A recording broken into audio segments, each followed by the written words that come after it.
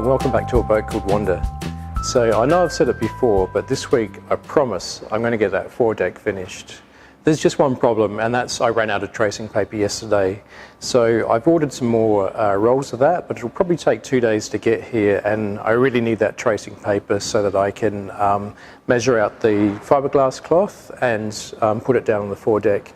That foredeck area is actually pretty big. It's probably 1.5 meters across, so I do actually need really large pieces of tracing paper. It's just too awkward trying to tape small pieces together. So anyway, I'll wait for that. It'll be here in a couple of days, and then I promise I'll get that done. So first up, let's just get up on the deck and have a look around and have a bit of a recap of where I'm at with that work. Okay, let's see what we've got here. It's a little bit messy at the moment. Could do with a bit of a tidy up. Okay, so back here I've got this little section here that I snuck in the other day. So that's foam has been laid in, and I've put some thickened epoxy around the seam there. So that's now ready to be laminated, and because the area is quite small, I've got some scraps of the old tracing paper left that I can probably use today to mark this out and at least get this one done. Over to this side, this was done a while ago. Now when I put this piece in, I didn't really pay enough attention to how I was going to get this top skin to really grip down onto the foam, and so subsequently I've got a little bit of a gap here where it's not completely bonded down onto the foam. I can sort of lift it up a little bit. So I'm going to have to wedge this open, get some epoxy under there, and then I think I'll just screw it down directly into this foam. And then this will be ready to laminate. Then I've got this big piece of side deck here that I completed in the last update. So what I need to do to this piece is, first of all, fill up all of these holes like I've done here. And this means that when the deck is finished and I put the Genoa track back on, I need to re-drill all the holes. But they'll be drilled through epoxy rather than wood, so if there's ever any water that goes down through the screws, it won't do any damage. So I just, with this one, I probably just need to get the sander out and start to sand back and smooth some of this epoxy where I've used to fill up the gap, and then that will be ready to laminate. Moving up to the front, I did this, or started this toe rail the other day, and I've just got these heat pads on to help cure the laminate. This needs a couple more layers of fiberglass.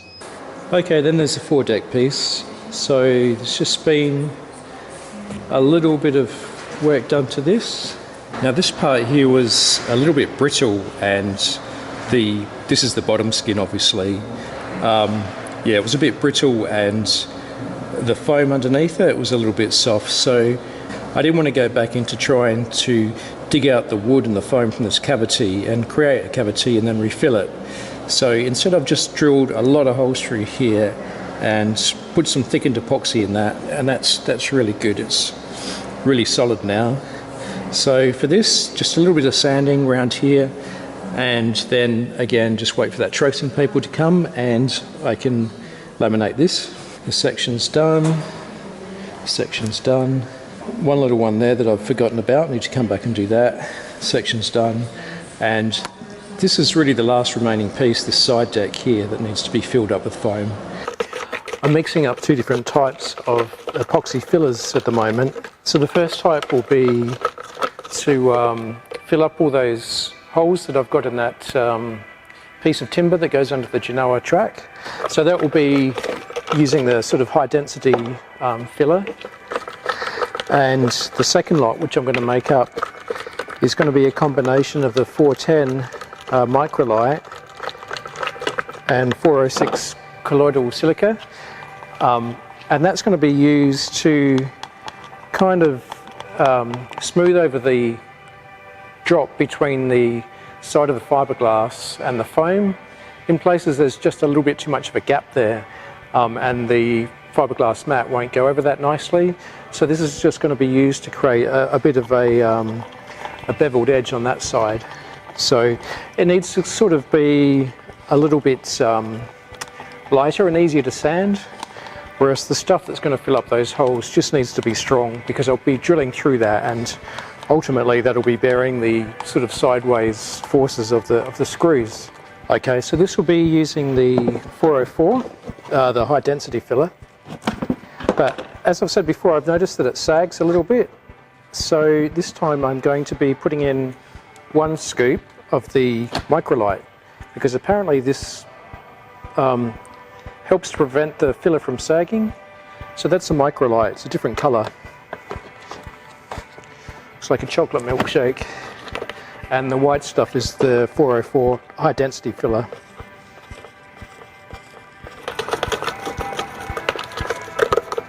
Five.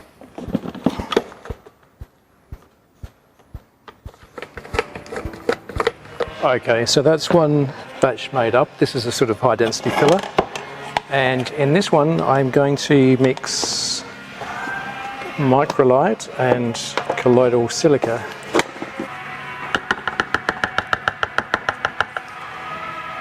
Okay, well, let's see how this goes down. This is an example of where I said before that the filler that I put in was sagging a little bit. I don't know if you can see, but it basically just dips down a little bit in the middle. It's not quite perfectly flat.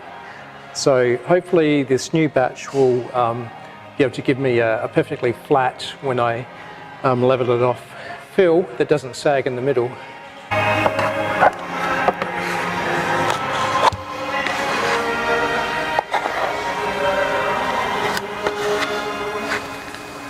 Well, yeah, this is working out quite well. Certainly nice and thick and easy to work with. Okay, now I've switched over to this sort of lighter fairing filler. I'm using this to try and smooth out this ridge along here where there's quite a drop between the side of this skin and the wood underneath.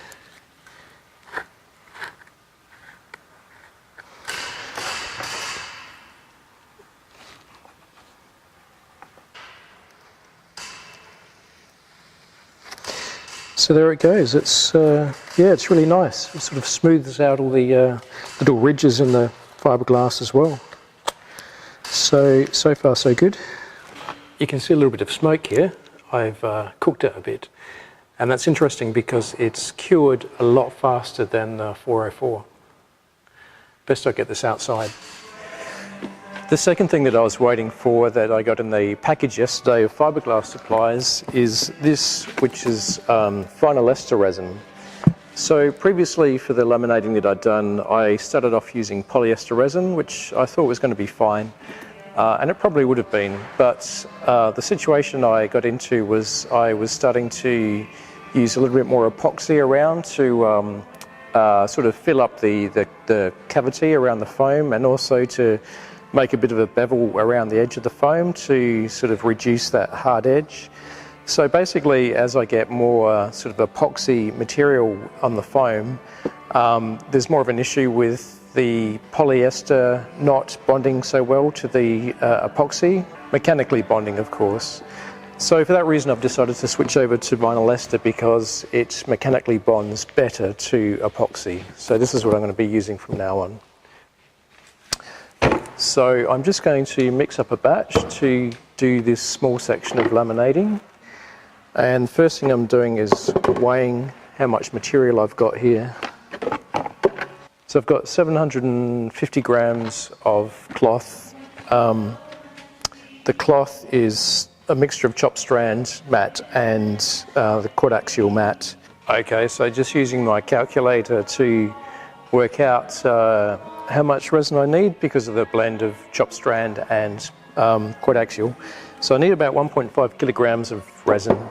Now obviously it's not an exact science, but I just want to make sure that I get about the right amount so that I'm not putting too much down. So I'll measure out a little bit more, maybe 1.7 kilograms of this, mix it up and put this down.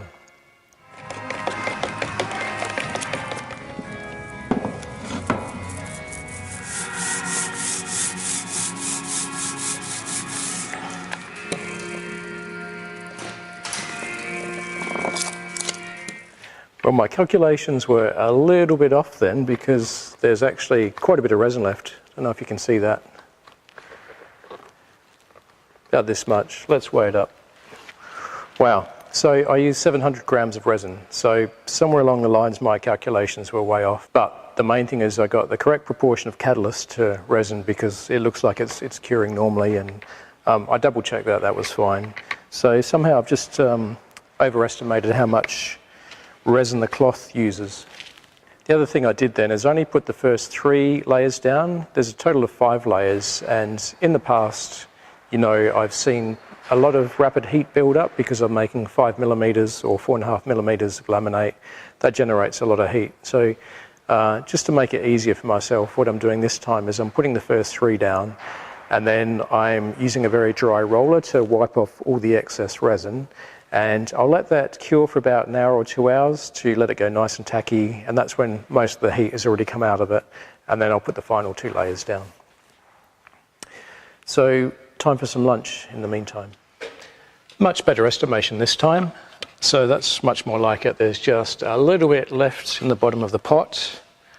Okay, so if I'll weigh that out, I've got 160 grams left over of resin, which is good because I made up 800 grams for that. So that's about, what, 15-20% off? So yeah, not too bad. Quite happy with that. Right, so I'll let that dry, and I think now I'll get back onto that area that I used wedges on the other day to... Okay, well this has been clamped down in place for... Oh god, days are just merging into each other. I think it's been 24 hours. Yeah, one day.